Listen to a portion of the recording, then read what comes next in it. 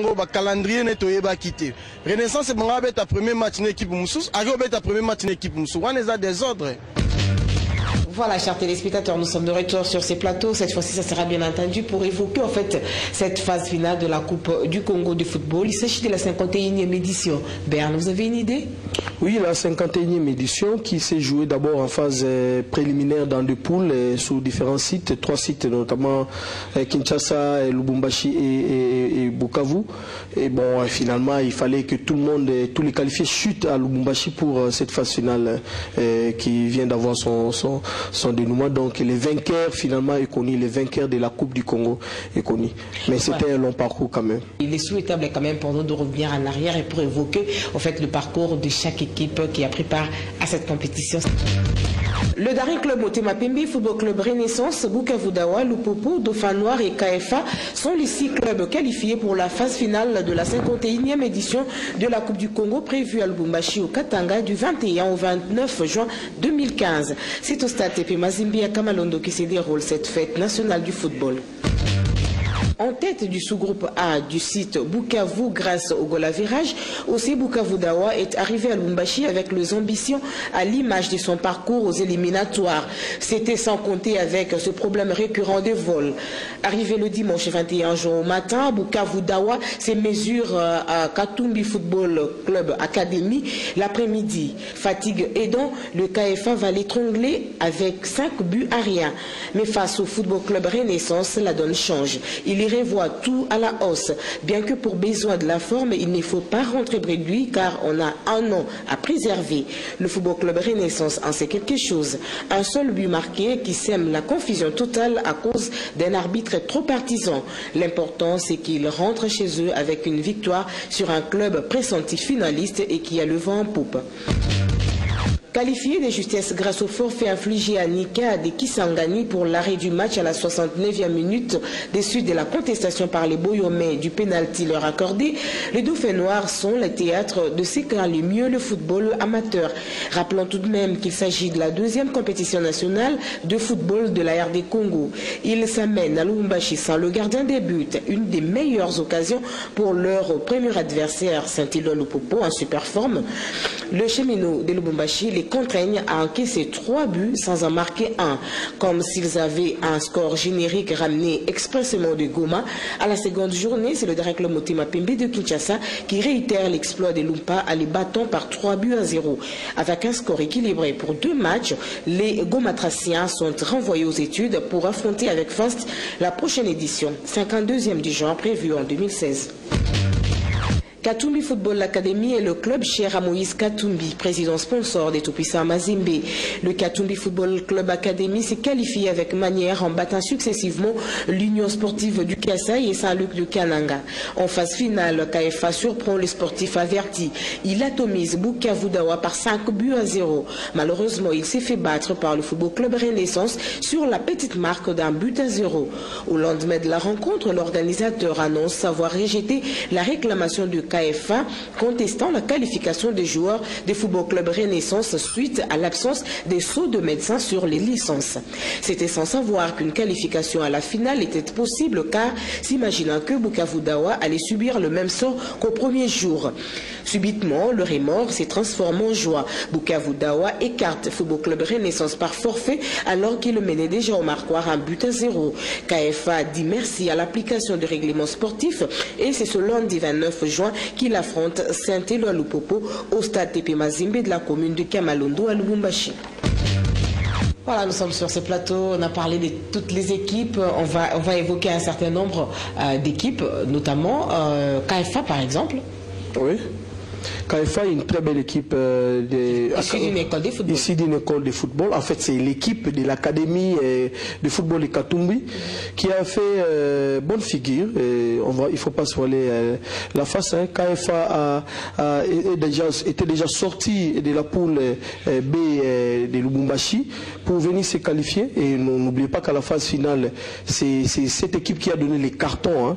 avec 5 réalisations face à un certain Bukavu Dawa. Donc c'est pratiquement là que les jeunes gens se sont déchaînés pour montrer à la face du Congo que quelque part à quelques kilomètres de Lubumbashi s'effectuait un travail de fond. On a vu une très belle équipe techniquement, tactiquement. Peut-être que des problèmes, un peu de limites physiquement, parce que n'oubliez pas que ce sont des jeunes, mais vraiment une très belle circulation des balles, une très belle circulation, je voulais dire, et aussi occupation. Très bel état d'esprit, du souffle à revendre, beaucoup de volonté, beaucoup d'impact. Et je pense que c'est une équipe qui va encore faire parler d'elle dans les jours qui viennent. Qualifié au détriment de Lubumbashi Sport et Sangabalende, Saint-Éloi Lupopo a tenu Mordicus à arracher sa carte pour retrouver le chemin africain aux côtés des Salésiens de Don Bosco. Les Lumpa affrontent en premier match le Dauphin Noir des Goma. Une promenade de santé, disons-le, 3-0 avec en prime 2 cartons rouges de suite de la bagarre entre l'avant-centre Dan Lianga de Lupopo et le gardien de fortune Mavangila de Dauphin Noir. En deuxième journée, les Lumpa se présentent devant les Immaculés. Ils se laissent dominer à la première période. À la reprise, pas d'hésitation, on attaque à fond car une victoire qualifie automatiquement l'équipe pour la finale. Compétitifs et en super forme, les Lumpa vont soumettre les Immaculés à la sanction extrême. Boulaïma, le gardien des Lumpa, a occasionné des arrêts des jeux exagérés par des gestes contraignants et fantaisistes aux grandes dames de l'arbitre Emma Kongolo qui est resté de marbre. Finaliste malheureux de l'édition passée, les Lumpa ont tenu à effacer cette douleur. On va évoquer également la formation de Saint-Éloi Lupopo qui nous a surpris parce qu'en fait on ne s'imaginait pas qu'elle était en super forme comme le dit les reportages. Oui, mais Saint-Éloi Lupopo, n'oubliez pas, à l'INAFOOT déjà venait à la 3e position, à la 4e position, je voulais dire, juste après Don Bosco. Donc c'est une équipe qui aurait pu peut-être faire mieux à l'INAFOOT si jamais cette édition avait continué, je l'espère. Parce que déjà l'équipe était venue battre DSMP à Kinshasa. Donc il y avait un match face à DSMP au retour, il y avait 3 points de glané à l'extérieur. Et je pense qu'il a bien tenu sa place, son rang des 4-5 meilleures équipes du Congo. Et voilà les résultats que ça donne aujourd'hui. Pour atteindre la finale, Lupopo est la seule équipe qui a pu avoir 6 points. Oui, il a fait les cartons, et battre les Dauphins Noirs par 3-0, battre DSMP par un score étriqué, mais ça reste toujours Lupopo DSMP, donc par 1-0, il fallait le faire, et puis finalement les résultats que ça donnait, tout le monde peut le constater. Dominer n'est pas gagner. Première période assurée et c'est Christian Mougalou qui a stoppé d'entrée de jeu les ambitions surmesurées de DSMP. Il est l'auteur de ces buts assassins qui a mis KO des poulains des Bunobla à la 56e minute de la partie, qualifiant du coup les cheminots pour la finale. Le DSMP, loin de se décourager, a attendu le second match pour rassurer son public sur son comeback annoncé pour la saison prochaine. Si une petite erreur et les fantaisies à l'apport considérable du gardien de Lumpa ont crucifié les Immaculés, la hargne et l'envie de mieux faire les ont habités. Face à Bukavu Dawa, les spectacles étaient de taille. 3 jolis buts pour du beurre, mais une orientation pour l'avenir.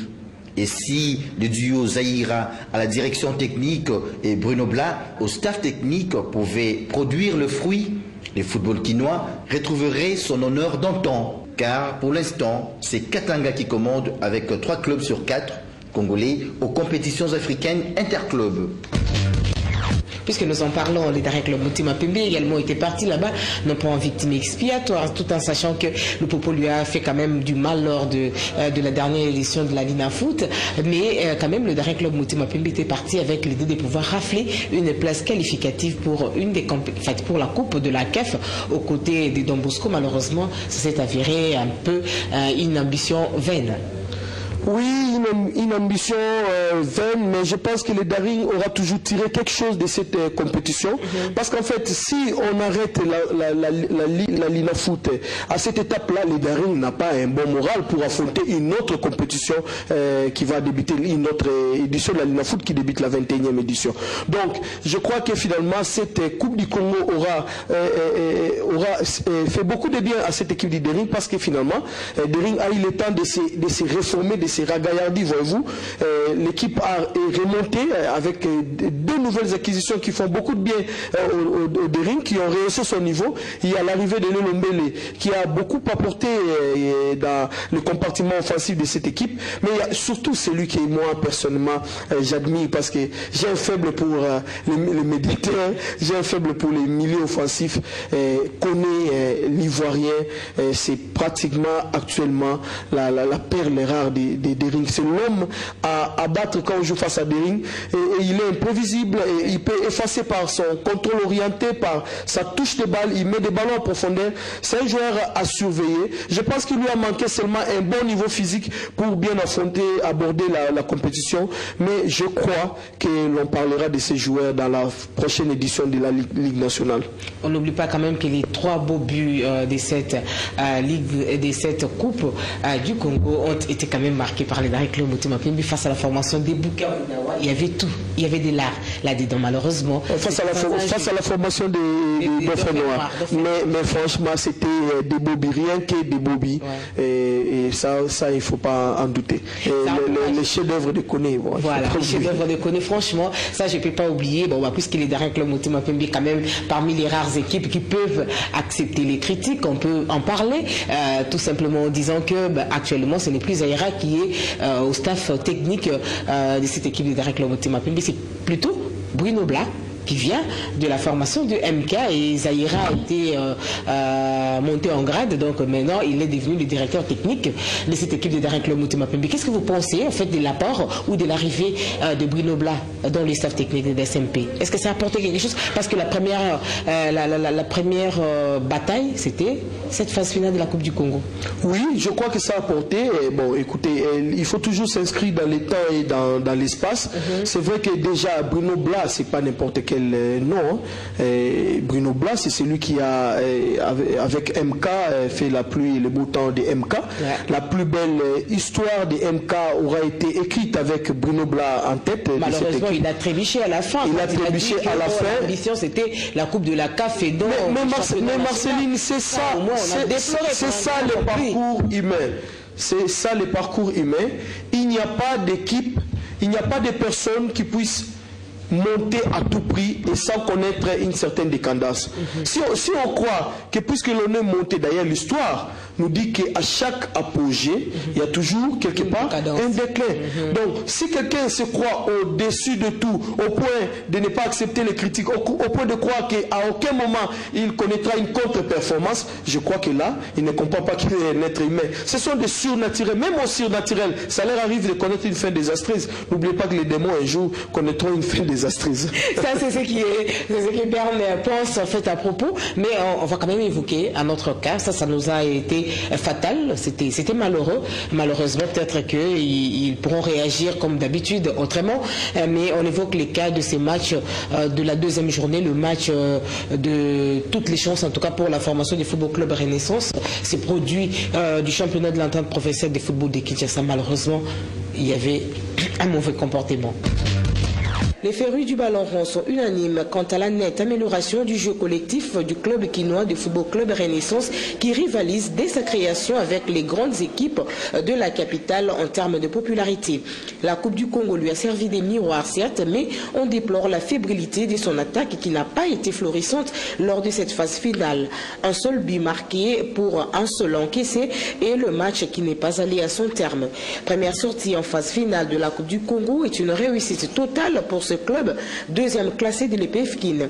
Il bat Katumbi Football Club Academy par un score étriqué d'1-0, but de Ngana Lemo à la 3e minute sur une passe de Milimo.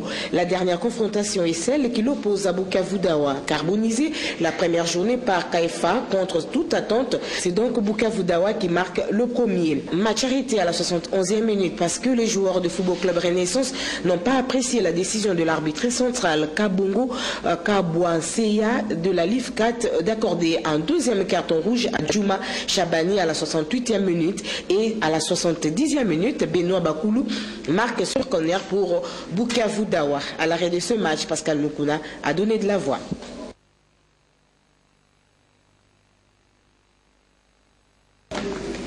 Le président lui-même demande à ses joueurs de quitter le terrain. Ceux-ci, se faisant eux-mêmes justice, portent la main sur les officiels.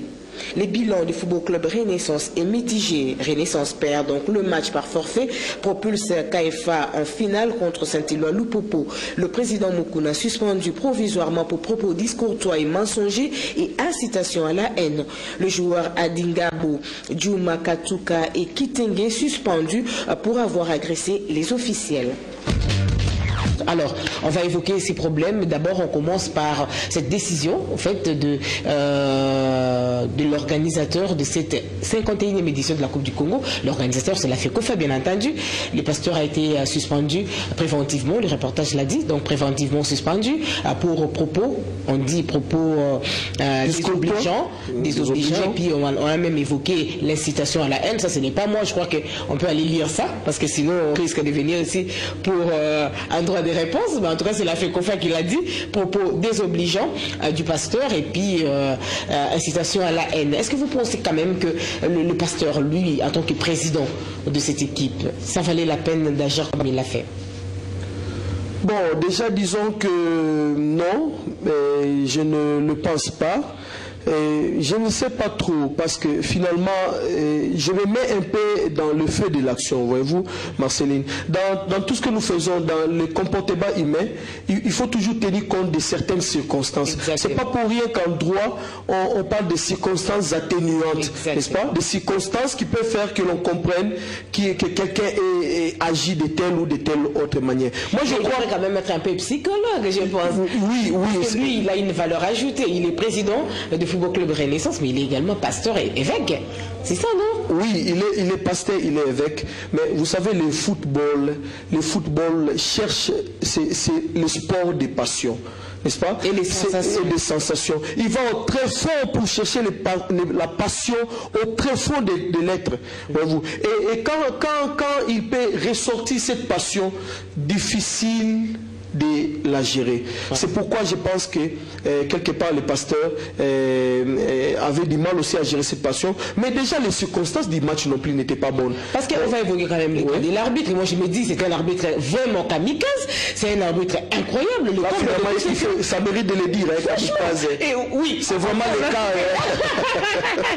Mais le comble de tout, c'est qu'au niveau de l'organisateur, il n'y a rien qui a été retenu contre cet arbitre-là. Il a tout gâché. Moi je me dis le deuxième but, moi personnellement j'ai vu que c'était le but en question, moi j'ai vu que les joueurs étaient en position litigieuse quand même, moi personnellement ce que j'ai vu, mais l'arbitre a jugé que non, c'était un but valable, mais je crois quand même quelque part ce qu'il a un peu exagéré, il est allé un peu plus loin.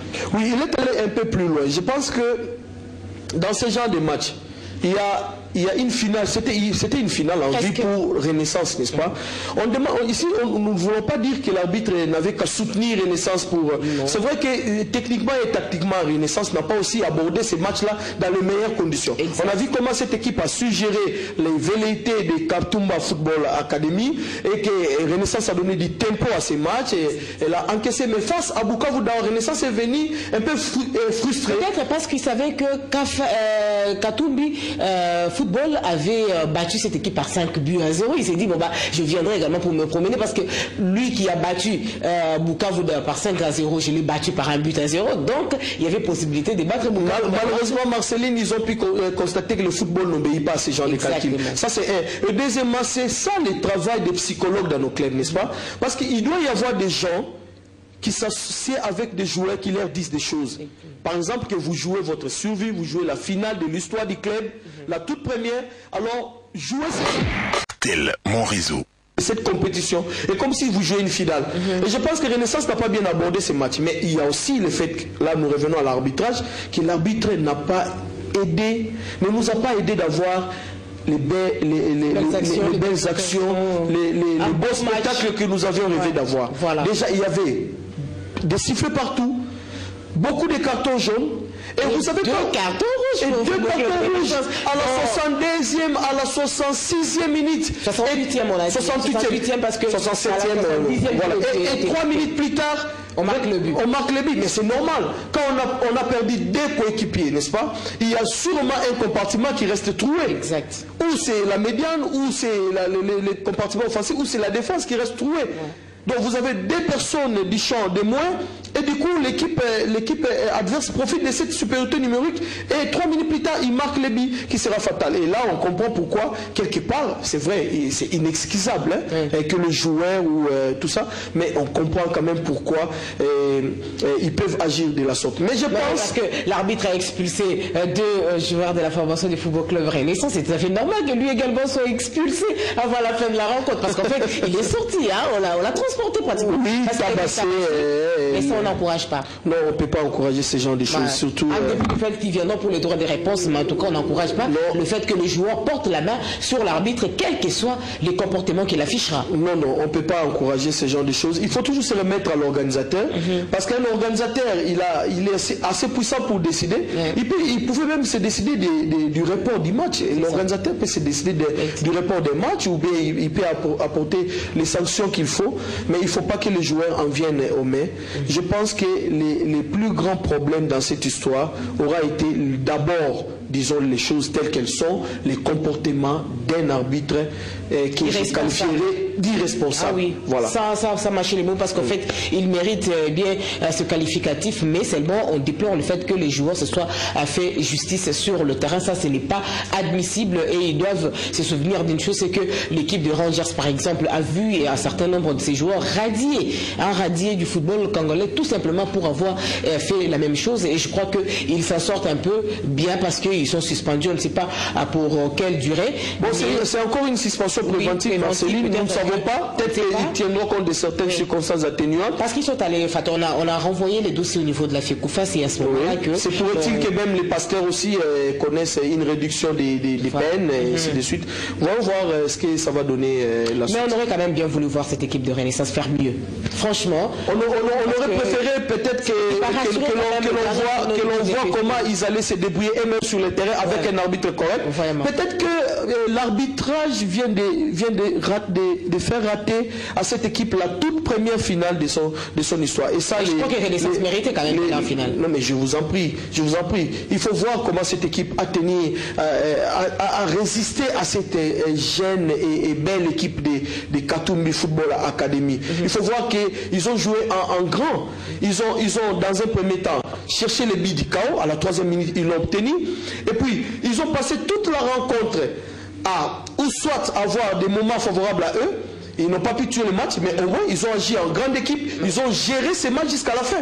Et on a bien vu que physiquement, Renaissance était supérieure, que c'est une équipe qui avait joué autant de matchs de compétition, 33, n'oubliez pas, et avec certains matchs de la Coupe du Congo, donc Renaissance avait déjà plus de 35 matchs dans les jambes, et c'est ce qui a fait la différence. Je crois même que c'est ce qui aurait pu faire la différence face à cette équipe de Bukavu Dawa, n'eût été cet arbitrage. Malheureusement, on déplorera cela, mais quand même, c'était une très très belle 51e édition de la Coupe du Congo. On espère que la 52e sera encore meilleure et qu'il n'y aura pas assez de bévues comme ce fut le cas lors de cette édition qui s'est achevée aujourd'hui à la veille de la journée ou de la célébration de l'indépendance de notre pays. Chers téléspectateurs,